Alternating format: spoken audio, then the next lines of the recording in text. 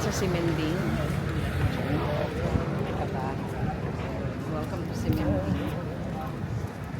So, malapit lang naman sa hotel namin. So, okay lang mga mag-isa kung maglakad-lakad ngayon.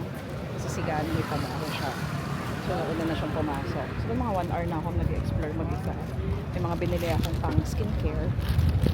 Ayan, hand cream, tsaka ewan kong tawag doon ba sa feet. Since pagod na kami. Kawawa naman yung feet namin nilang araw na naglalakad. 1 week mahigit na.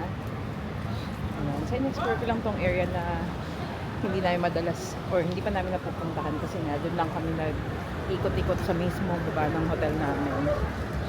So, yun pala yung marker ng Simending I think shopping district or basta yun. Hindi pa ako masyadong lalayo since although safe naman ang Taipei, alam niyo naman ako si Lilo. Mamaya ako saan pumapunta. Malamig. On natin tong mic para mas marinig niyo ako na maayos. Ayan. So ilang days na kami sa Taiwan. Starting from Kaohsiung. Bali 3 days kami sa Kaohsiung. And then nag-overnight kami sa Chiayi, Alishan. And then dumiretso kami dito sa Taipei. Ayan. Actually, daanan na pala namin to nung dumating kami. Nung first night. Dito kami naglakad. Kasi kung tama pagkakaalala ko, nandito yung Fujitsu Taiwan. Taipei. Ito nga yun.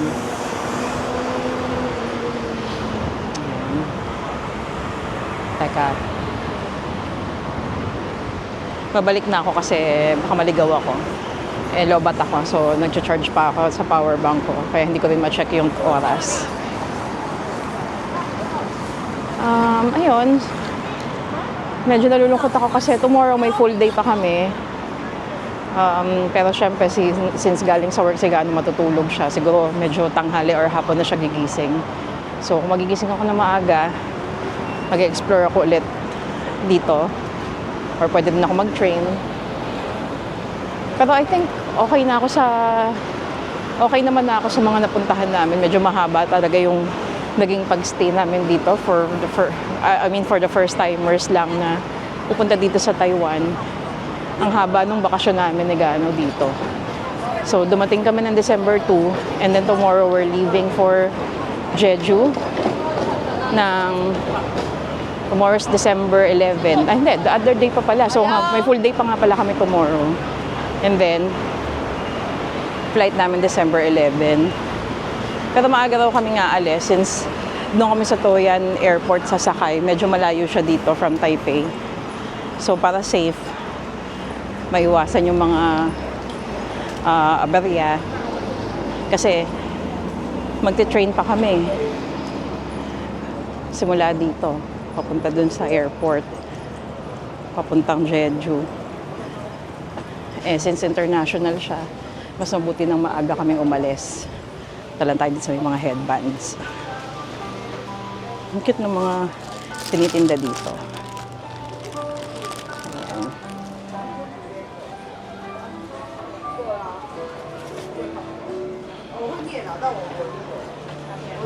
Pasyal ko na lang muna kayo.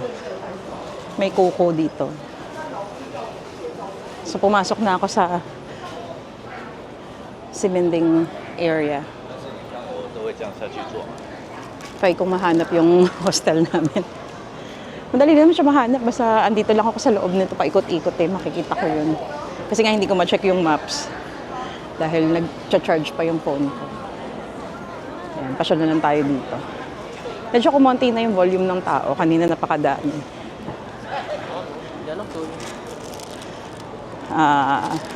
Diba ngayon ko lang naalalang may relo ko. Tingnan ko nga kung anong oras na. Natin ko anong oras na. Teka. Oras na to. 9:20 pa lang pala. So, pwede pa akong umikot-ikot. Siguro hanggang 10, and then naakyat na ako. Para makapagpahinga na rin. Relax lang naman yung tour namin today. Kasi kahapon napagod kami. Punta kami ng Yelu, DIY. So, malayo pala yun para makita namin yung rock formations, tapos yung sikat na Queen's Head. So, nakita naman namin siya. Kaso, nung malapit na kami dun sa mismong photo op kay Queen Head, umulan. So, ayun, nagamit namin yung dala naming disposable na kapote. Buti na lang may dala akong gano'n kasi wala kami dalang payong. Ilang araw na kami nasa Taipei, Taiwan. Parati kami may dalang payong pero kahapon nung umulan wala kami dalang payong. Buti na lang, yung kapoteng disposable, doon ko nilalagay sa gitna niya yung passport namin para hindi ma-damage. Ayun, so habang nandun kami sa pila ng Queen's Head, na ano naman kagad, nakapagkapote kami kagad. Pero hindi na nakapag-picture si Gano na magkasama kami kasi dapat si setup niya yung tripod para dalawa kami nasa picture. Kaso yun nga, umulan. So, nagmamadali na lang ako magpa-picture sa kanya. Baka mabasa si camera. Alam niyo naman, kakabili lang niya nun. So, sayang pag na-damage. Pero ayun, nag-enjoy naman kami dun sa Yelu. Kaso, nakakapagod kasi nag-DIY nga kami. Papunta ng yung Ghibli. Jifen yata siya. Tapos nalilito ako sa kanila ni Shifen or Jifen. So dahil kapos na kami sa oras, dahil medyo tinanghali kami ng gising kahapon, from Yelu, dapat pupunta pa kami dun sa May Lantern. Hindi na kami pumunta. Dahil nga, yun, mahirap puntahan at medyo late na. Or actually, late na talaga. Kasi nung pumunta kami, nung nakarating kami dun sa may parang Ghibli area, gabi na talaga. Tapos sobrang dami ng tao. May mga nagtutour yata ng mga Japanese students. Mga mukhang elementary and high school. Ang dami-dami nila. So meron akong video clips nun.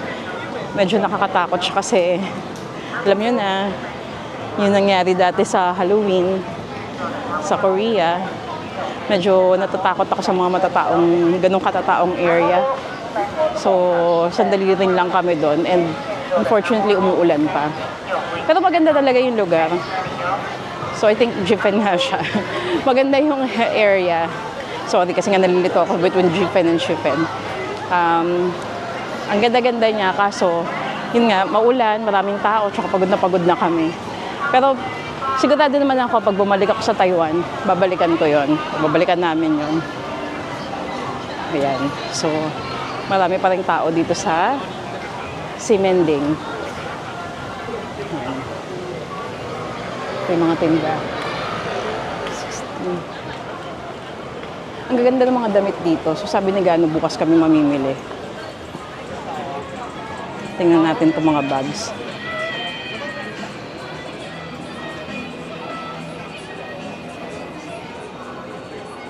Gusto kong bumili nito tote bag, 230.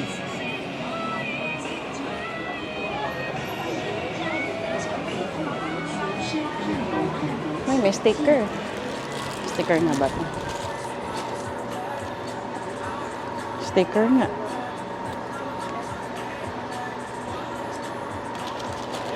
Actually, since tomorrow meron pa kaming one full day ni Gano, bukas pa naman talaga ako mamimili. Tinitingnan ko lang ngayon yung mga potential na mabili namin. So ito, babalikan ko to.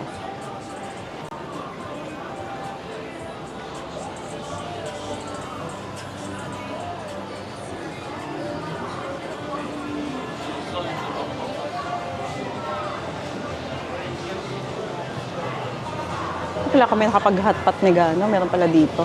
Sine hotpot. Ayan. Kayain ko nga siya bukas. Magkano ba to? Kanina kasi nag-dinner kami sa Modern Toilet. Well, masarap yung pagkain. Tsaka, syempre nakakaaliw yung aesthetic niya. Pero pagdating doon sa dessert, hindi siya masarap.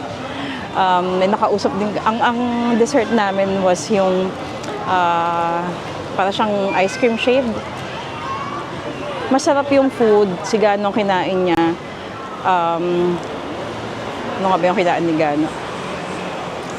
Kalimutan ko. Curry, ayun. Nag-curry siya. And then ako naman, yung may cheese na parang pork cutlet or pork chop. Sarap siya. So excited sana ako doon sa dessert. Kaso pagdating doon sa dessert, wala. Hindi masarap. Tapos may Pinoy doon. Pamilya sila. So yung lalaki, kinausap si Gano, tinatanong ko anong comment niya doon sa food. So syempre, sabi ni Gano, naging honest na lang siya kasi obviously nanghihinayang yung tao sa ginastos niya dahil hindi masarap. Again, don't get me wrong, masarap yung food, yung mismong meal, pero hindi masarap yung dessert niya. Ang kinain daw nung nakausap ni Gano was Sunday, hindi rin daw masarap. So I think yung desserts hindi masarap, pero yung food masarap. So try nyo pa rin kasi nakakaaliw naman yung restaurant nila, yung aesthetics niya. Pero yun nga, ang problem is hindi masarap yung dessert. Honest review sa kanya. Yun, so medyo relax lang naman yung alis nga namin ngayon. Nagpunta lang kami kaninang morning sa Diwa Street. Nag-enjoy naman kami doon, tagal-tagal namin sa Diwa Street, paikot-ikot kami. Maraming photo ops, may nakita pa kami nag-shooting doon. Ang problem lang is, akala ko pwede yung kasi pwede kang doon mag-rent. Actually hindi rent pwede kang manghiram sa kanila nung mga traditional outfit, Taiwanese outfit, Japanese. Kasi siya mukhang Japanese yung street, so malaki yung influence ng Japanese doon sa Diwa Street. So gusto sana namin siya i-try ni Gano. Kaso lang, pagdating namin doon, pupunta ka doon sa visitors office niya. Kailangan pala may reservation ka 11 days prior ka pumunta doon. So, pwede naman daw akong bumalik ng 1:30 para pwede akong bumalik ng 1:30 p.m. para i-check kung may hindi nag-claim or hindi nagpunta. Pwede niyang ibigay sa amin ni Gano. Kaso, yun nga, alanganin na dahil may gusto pa kaming ibang puntahan na area. So after doon, nagpunta kami sa Huasen Interactive Park. Maganda siya. Hip, pambata yung place. May nakita kami doong Stranger Things na mga apparel, merchandise, and collab with, nakalimutan ko ano yung collab niya. Basta i-upload ko rin yung video nun. Meron kaming photo na para kaming nasa dyaryo ng Hawkins. So yun, upload ko rin siya. Sandali lang kami doon kasi gusto naming marating yung Tamsui Street. Ang layo-layo niya. Sa dulo siya nung train line. Pagdating namin doon gabi na, so inabot namin medyo lubog na yung sunset. Yun sana yung nahabol ko kasi magandang araw mag-sunset doon. Ayun, so medyo lumubog na siya. Pero okay lang. May dog doon na nag-skating. Nag-enjoy naman kami naaliw kami sa kanya. Dami nilang yung kagaya ni Milo na aso. Milo natin sa Philippines. Shout out kay Tristan. Ayun. So, ayun, nagsho-show yung aso doon. Nag-skateboard siya, tapos binibigay niya yung ball doon sa mga high school girls. Ayun. So, nakakaaliw. After nun, pumunta kami doon sa Tamsui Old Street. Maliit lang pala siya, pero maganda rin yung aesthetic niya. Hindi na namin pinasok yung dapat gusto kong puntahan na Ripley's Believe It or Not kasi $99 yung bayad sa pagpasok sa kanya. And actually okay lang naman kaso ayaw raw ni Gano na ma-stuck sa museum and medyo kulang na nga rin kami sa oras kasi may pasok pa siya. And layo nung Tamsui. Mga 1 hour na train ride siya pabalik dito sa Simending. So yun, pagdating namin dito, umakyat lang siya. Ako, inayaan niya nang mag-explore dito, mag-isa. Since mag-work nga siya. Ayun. Ayun, nakita ko na yung Pop Mart. Yung Pop Mart kasi yung marker ko na malapit na ako dun sa hotel namin. Ayan. So, punta lang tayo kay Pop Mart.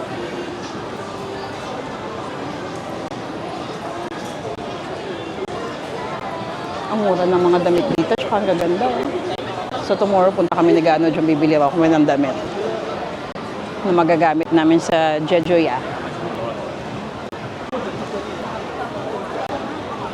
Mga ipit. So kaya may headband na maganda. Rupees 150. Pambata naman.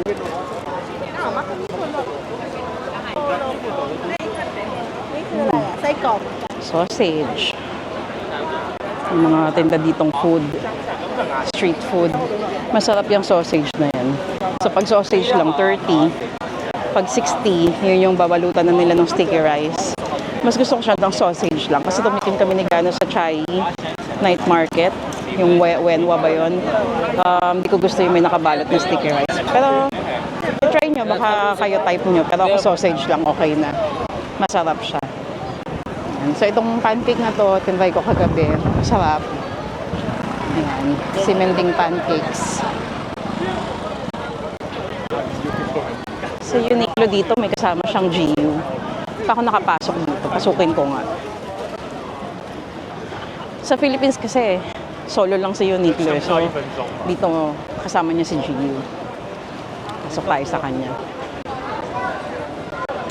Hindi naman kasi kami nakakapag-explore na nagano pagka dumadating kami from our day tour. Kasi nga yung pagod-pagod. Madali lang ikutin si Taipei kasi nga yung